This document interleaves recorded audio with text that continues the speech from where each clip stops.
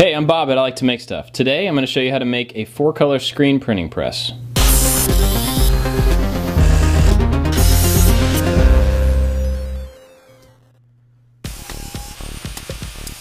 So I got some plans from printingplans.com. These guys made a really nice set of plans for 4-color press, and I'm following them generally, but not exactly. The biggest difference was that those plans call for a dedicated table for the press, and I wanted to build mine so that it could be clamped to my existing work table. So I'm cutting all the panels here and the 2x4s, and you'll see the stack of everything that's needed right there. I sanded down all the pieces that needed it just to clean it up. This isn't like a showpiece, so it doesn't really matter what it looks like, but nobody likes splinters. So you have to make a couple octagons with this, and with a speed square that's pretty easy. You just measure in from the corners the same distance, and then use the 45. Here's a place where I did something different than the plans. I'm mounting my base plate on some 2x4s, and the channel in between the 2x4s will eventually hold the arm that's used. You'll see that later on, but I'm creating a channel here so that the arm can slide in later.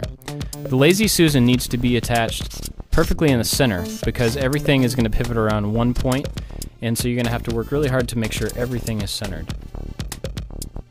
These are the 4 arms for the screens. Using some normal door hinges, you need to make sure that you mark the perfect center of these arms so that they're all lined up.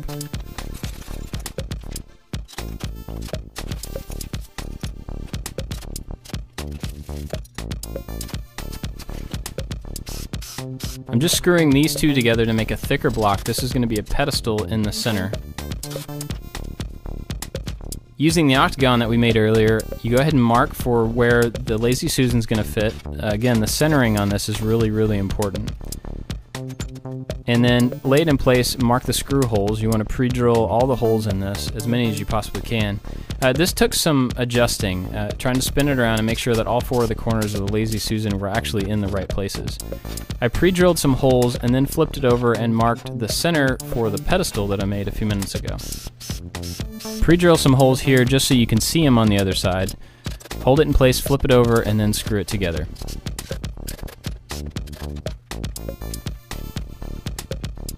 Then attach the 2 pieces in the pre-drilled holes that you did earlier. Again, you want to make sure that this is centered, so just take your time with it. Each one of these arms is going to need some eyes on both sides of it, so drill some holes centered. The placement of these isn't critical, but you want to try to get them about in the same place. Screw them in, and a good tip is to use a screwdriver. It helps give you some leverage to get them screwed in.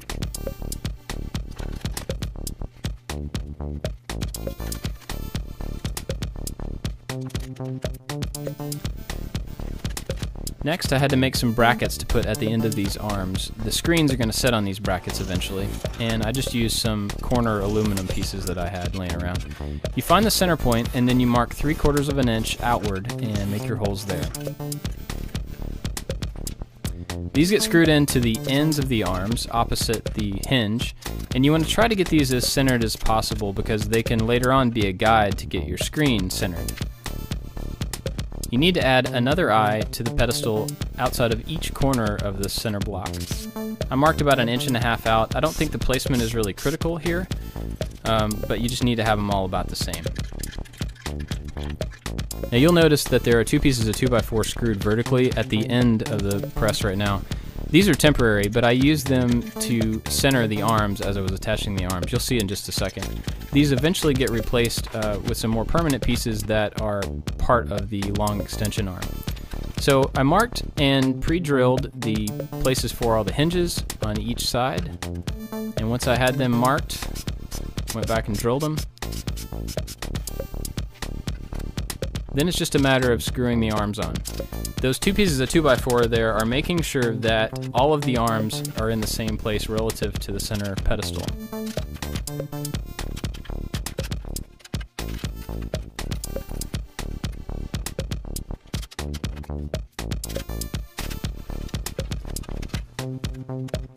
Now, as you add all the arms, you'll start to see how this is going to work.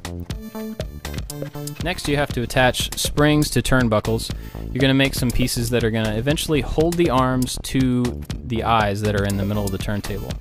Using the S-hooks, you get everything connected, and don't worry about tensioning things first. Just get it all connected, and then eventually you'll tension them later.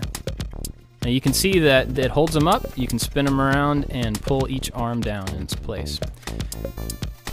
This is kind of tedious, but you have to drill a hole in each one of your clamps. I used some JB Weld to attach the bottom of the clamp to the bracket on each arm. I'm not sure that this is entirely necessary, and the JB Weld didn't really stick to the aluminum very well in the long run. Each one of the clamps is put in place, JB welded on the bottom, and then you drive a screw through it into the side of the arm. The screw is definitely the important part. Their plans show putting these in at an angle using a little block of wood. I'm not really sure why they do that, but it seemed like an extra step that I didn't need, so I didn't do it. After these were all attached, I went back and did a countersink in each one of these screw holes, just so the screws were flush. Then I went back and cut one more piece of wood to set on top of the post. And it's going to be an octagon. It's going to act as a stop for each one of the arms as the springs bring them back up into their upper position. I went back and cut a 45-degree angle on each one of the edges where the arms will rest. Then mount that block in the center and screw it down.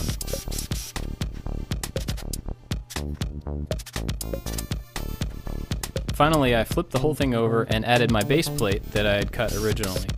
This is the part that's going to get clamped to the table. At this point, the press itself is really finished. The last thing to build is the arm and the platen. The platen is the piece that you set your shirt on or your paper on, whatever you're going to print on. And the arm holds the platen.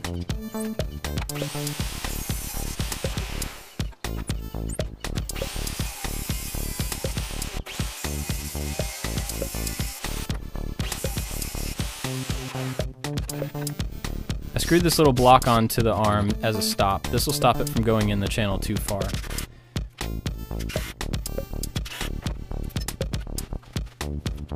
Then I clamped my press down to the table to hold it in place and slid the arm in.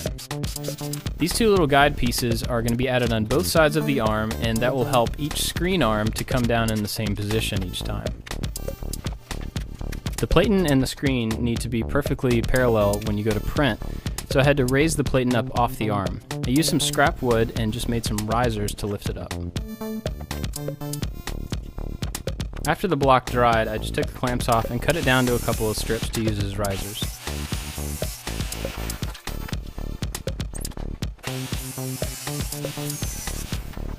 The placement of these two risers on the bottom of the platen doesn't really matter, they're just there to lift it.